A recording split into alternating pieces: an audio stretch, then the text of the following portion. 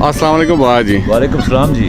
बाबा जी जी जी तुसां की डिस्टर्ब किया राह च रोकया जी जी एक वजह तू कि तुसां नाल जेह्ड़ी शख्सियत है जी जी इसने इन्हां बारे पुछना चाहने तुसां कोल जरा दसो। ए जी अल्लाह पाक इन्होंने वालद की जन्नत नसीब करे और जान अच्छा करे ने। ये साढ़े ग्रां ने बहुत अच्छे बंदे वे, गरीब आदमी है, जो कम आखो वो करने वे है जी। इन्होंने वालद भी बड़े अच्छे आदमी सन। ये आपको भी बहुत अच्छे आदमी है, बड़े महफली है, बहने वे गप शप मारने वे।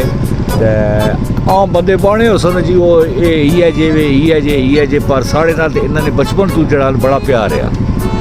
चाचा क्या नाम तुसा ना? आबद आबद चाचा आबद ये बाबा जे बाणे सच बाणे पे सच बाने जे अपने मारे अपनी दोस्त ही रही आप अच्छा भैन भरा रहा इन्होंने कोई कम करने रहे मैं नैया ना कम करना हमारे हाथ कमी दे मैं छोड़ देता ना मारी दिनी ना बाड़ी कुछ सही है। हाँ ते वैसे जिंदगी इच्छे तक की गुजरी ना लोगों नाल कैसी गुजरी बाबा?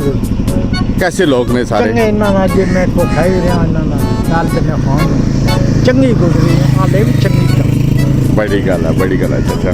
चाचा अल्लाह सुने लो अल्लाह सुनो तो हमसे दे जी। चल